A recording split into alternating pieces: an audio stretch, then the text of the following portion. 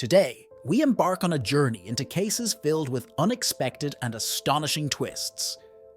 Some of these narratives are so remarkable that you might mistake them for scenes from a movie script rather than real-life events. But rest assured, each one is a true account. Our first case is a complex and shocking tale, woven with more twists and turns than you can possibly anticipate. It's not your run-of-the-mill murder story.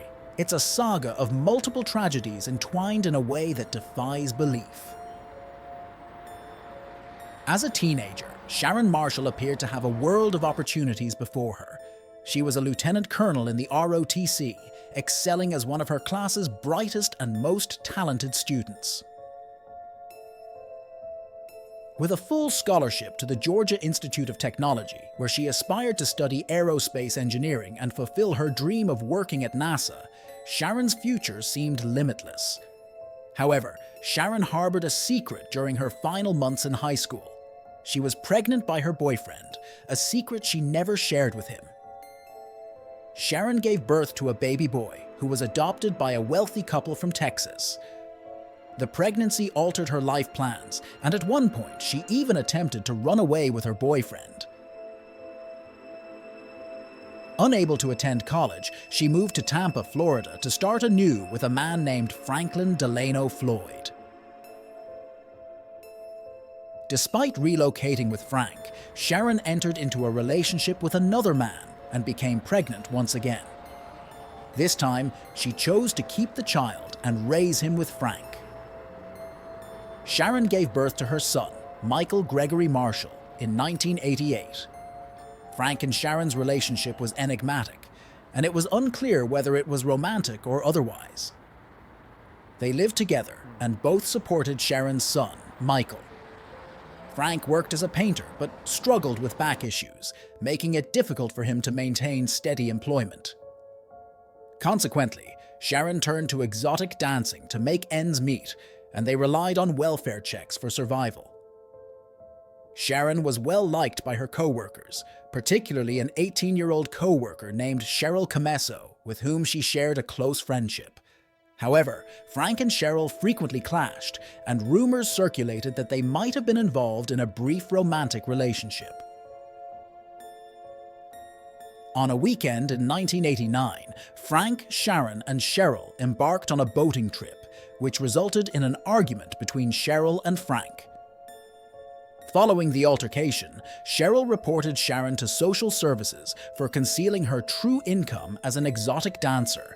Enraged by Cheryl's actions, Frank confronted her outside the club where both Sharon and Cheryl worked, reportedly even striking Cheryl in the face during the confrontation. Shortly after, Cheryl left her father's house to stay with a friend, but when she failed to contact her father to confirm her safe arrival, he reported her missing. Her abandoned Corvette was discovered at the airport, triggering an investigation to locate the missing woman. Both Frank and Sharon were considered persons of interest, but for years, no evidence emerged to link them to Cheryl's disappearance.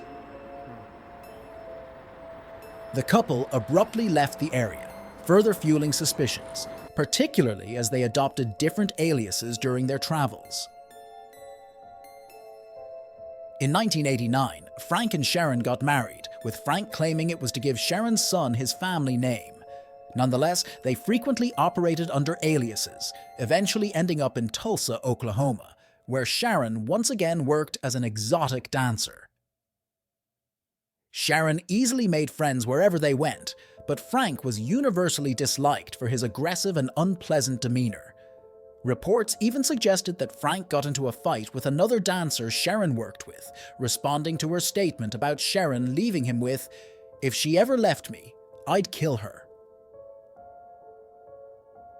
Unbeknownst to Frank, Sharon was secretly planning to leave him for a man she met at the club where she worked.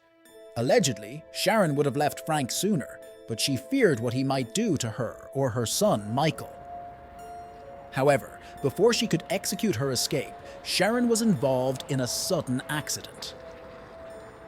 She was discovered unconscious near a highway, bearing the signs of a hit and run. Frank claimed to have been asleep at the time of the incident. Despite being rushed to the hospital, Sharon never regained consciousness. Her friends from the club visited her during her recovery, and many believed she was improving.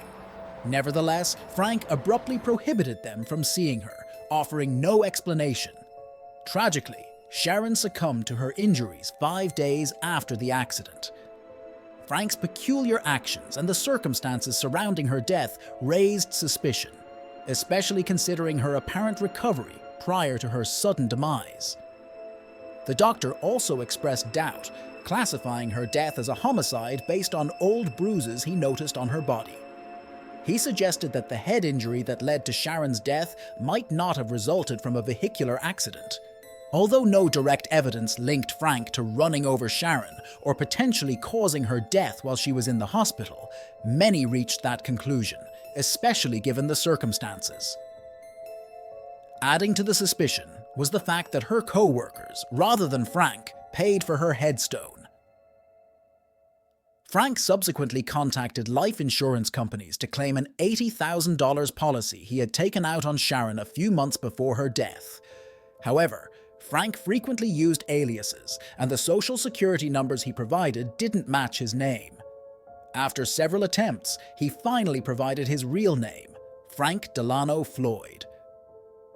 This revelation marked the beginning of Frank's elaborate web of deceit. Frank's criminal history was nothing short of shocking. At the age of 19 in 1962, he was convicted of abducting and assaulting a 4-year-old girl, resulting in a 10 to 20-year prison sentence. However, he escaped from the mental hospital where he was initially placed by stealing a vehicle. The day after his escape, he robbed a bank and was subsequently recaptured. In 1972, Frank was released, but he attempted to abduct a woman from a gas station shortly thereafter and was arrested again. This time, he posted bail but skipped his court date, leading to a federal arrest warrant. He vanished, adopting various aliases while on the run until he was finally captured in Georgia, serving his sentence in prison. For Sharon's friends, Frank's arrest seemed like justice for her untimely death. During his time in prison, Frank reportedly gave Michael to social services before going on the run, and Michael was subsequently placed in foster care with a caring family. However, the boy's behavior shocked everyone, as he appeared to be non-verbal, communicating only through screams and moans. Frank insisted he was Michael's father, and the child was frequently brought to visit him while he was incarcerated. When Michael displayed reluctance to visit Frank, a DNA test was eventually conducted, revealing that Michael was not Frank's biological child, and the visits were terminated. This shocking tale, however, does not end here and has more revelations in store. When Frank was released from prison in September 1994 after serving 4 years, he began stalking Michael and his foster parents in Oklahoma, realizing he would never gain custody of the child. On September 12, 1994, Frank appeared at Michael's elementary school, demanding to see the principal, James Davis. When he was denied access,